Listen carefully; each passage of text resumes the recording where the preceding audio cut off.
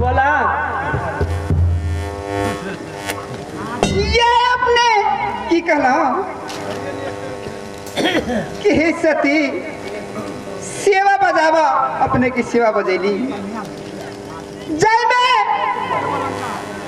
या अपने आराम करूं आ हम जैसी कहा खाना बनवा के देती हाँ सती अपने हमरा तो हरदम सुता रखने रहा मीना हाँ अहाँ का चलते हमरा प्राण चल जाते लेकिन अहाँ से सुरता हमने बिसरा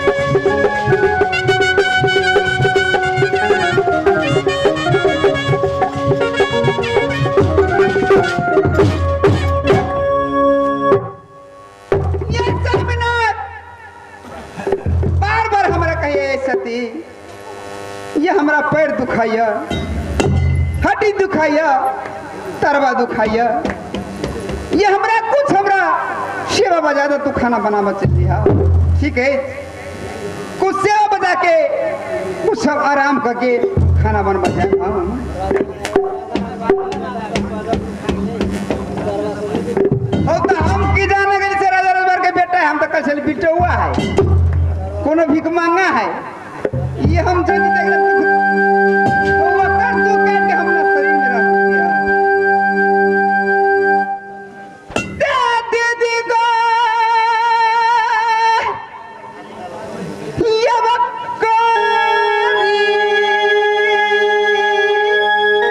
जैसा गई दीदी हम यार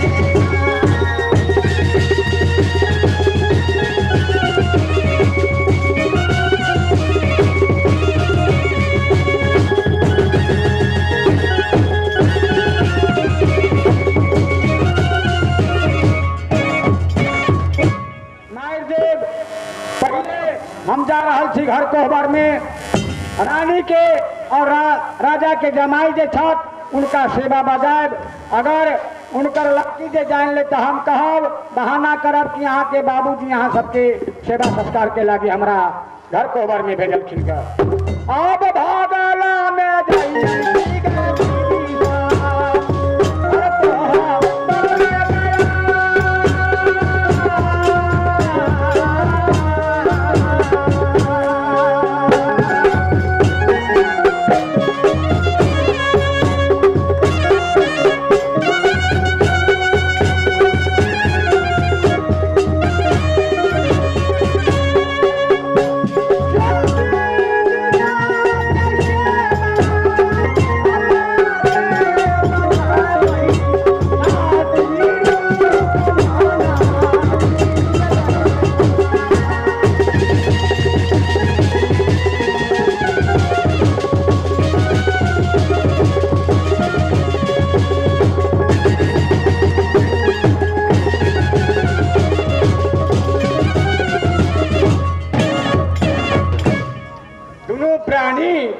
बहुत गहरा नींद में सुतल है।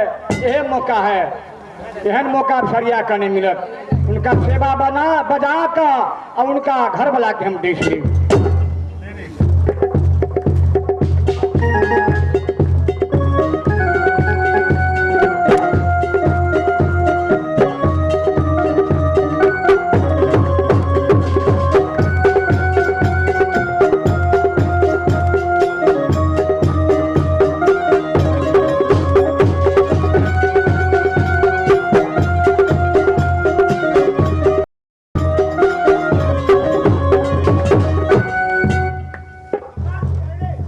साहब अहाँ किया चुक गलिए ना?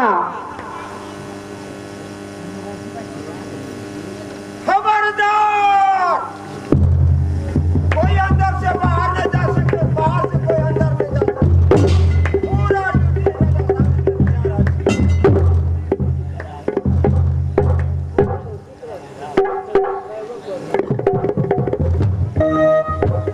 आए गए बेट खाऊ के बेटी के भाई सरा दे गए के लाग नहीं लगे तोरा।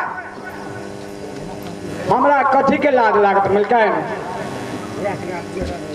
शरम नहीं लगे है? हे मिलकैन, हमरा कौन चीज के शरण? अपने के बाबूजी हमरा अहाँ दोनों प्राणी के सेवा संस्कार देखभाल करे के लागी भेजल छी, तई में हम कथी शर्म करूं, कथी लाज करूं? गाय बेट खाऊ के बेटी कि कम से कम तो द्वार में पुलिस है, पहरदार ओकरा पूछ के आबक चाहिए नहीं, गेट ठक आबक चाहिए नहीं। अचानक हमरा कोहबर घर में दोनों पर सुत चले लाज नहीं लगे?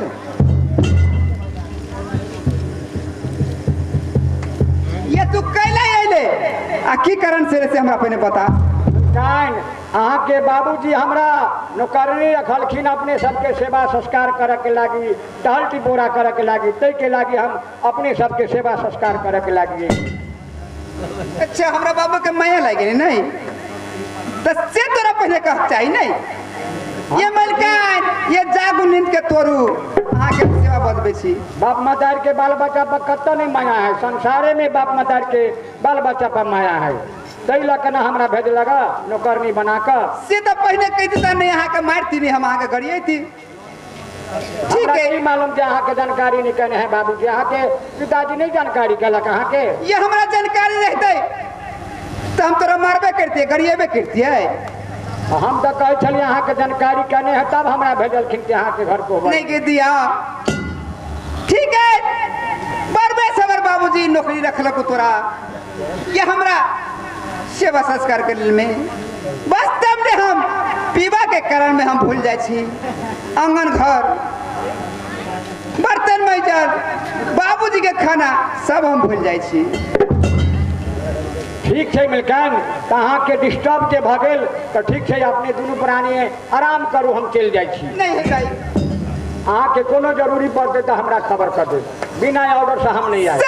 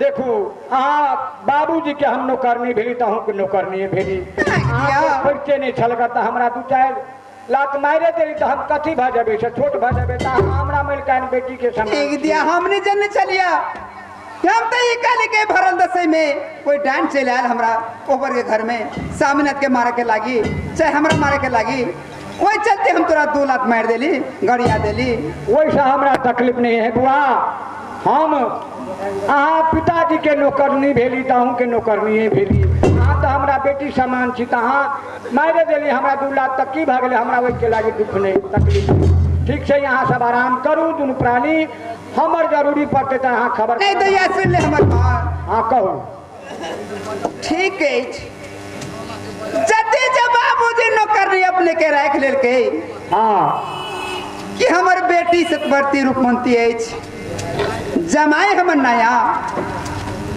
उनका टाट पर कोई करे वाला नहीं है हाँ उनका सेवा संस्कार करे वाला कोई नहीं है हाँ न दोसर न तेसर एक बेटी है जात तो जात हमर जमाई नया है न गांव घर देखने है जाती तो जाती कत से नहीं तो ठीक है तू 7 मिनट हमर सुतल है बहुत देर से हमरा कहले गई साथी हमरा खाना खेला उनका चलते प्यार में हम उनका लागल हम सो गेली हाँ तू सेवा बजेला हमारा मन में दिखा गए नहीं तो हम जा छी कहाँ रसोई घर में खाना बनवे के लेल में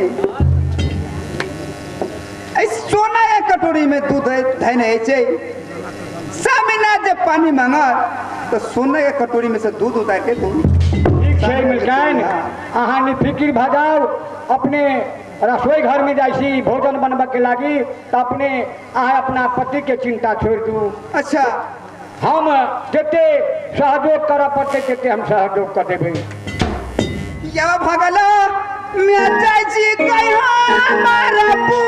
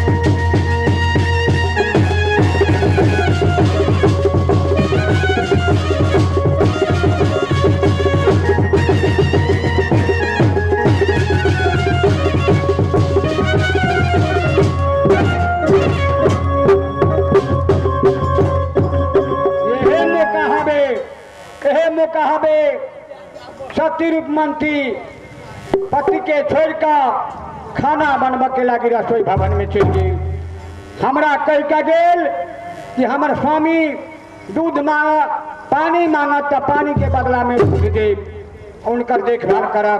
अब ऐसा अच्छा मौका हमरा सरिया का नहीं मिलत। हाँ अब हम दूध में जहर मिला दे आ जहर मिला का ये से हम निकल जाए तो सोच के उठते तो जरूर उनका प्यास लागल रहते तब पानी जे पिए जाते दूध जे पिए जाते तो दूध में रहते जहर मिलाए राम राम का प्राण ते देते।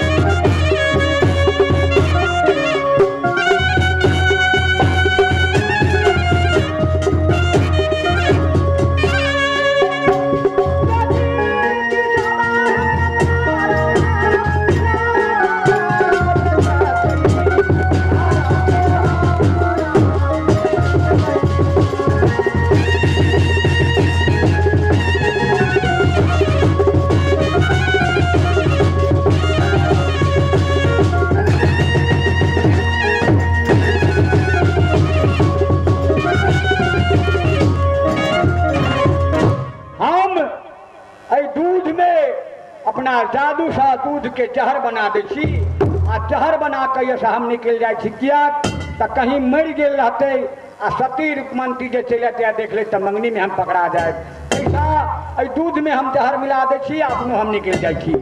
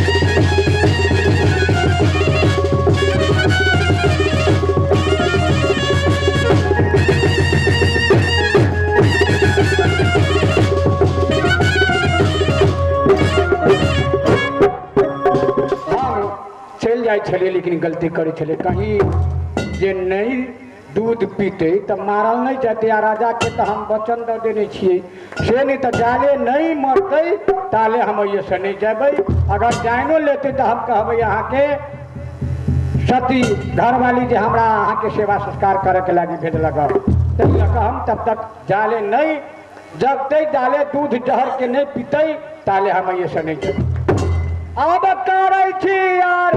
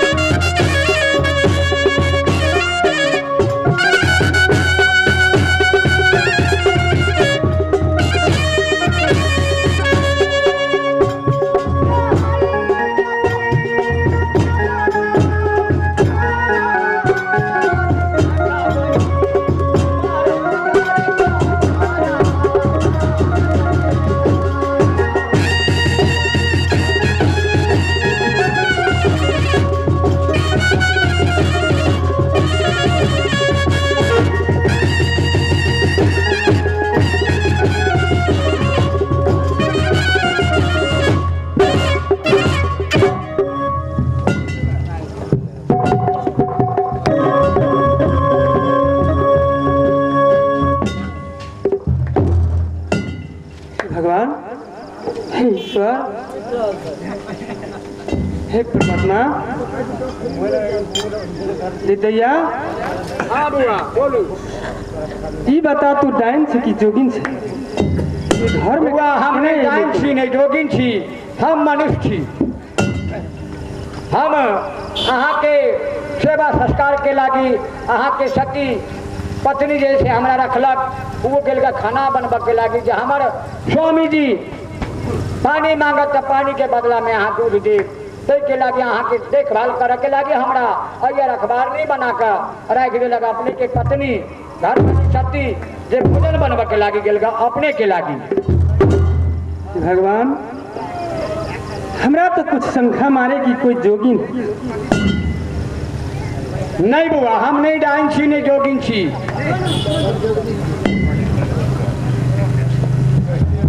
भगवान आप कितना से पानी मांगो ये दैया। हाँ बोल जोगिन नहीं छा। हाँ बोलू ना। तो जोगी जब नहीं छा जोगिन हाँ तो हमरा पानी पिया देवे तनिका। हाँ बस बुआ हमर तो काम है यहाँ के तो हम पानी आधा गिलास कथी की जितने इच्छा करे देते हम पानी पिया दे।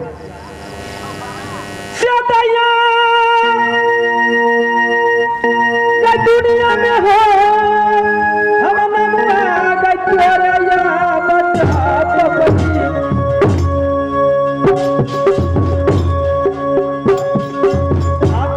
गई भैया ये पूरा दे गया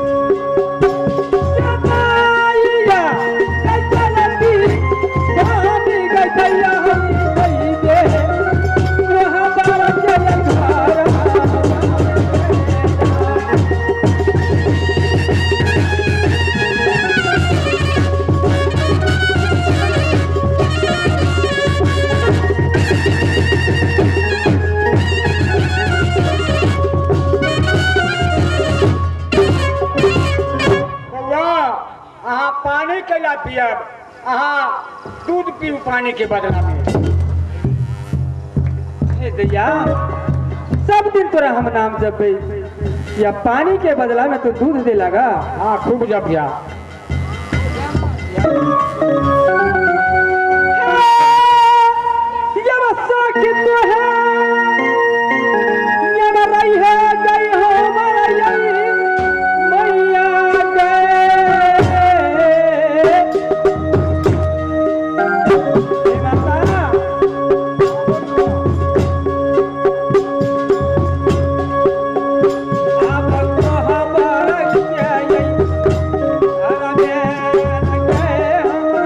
भैया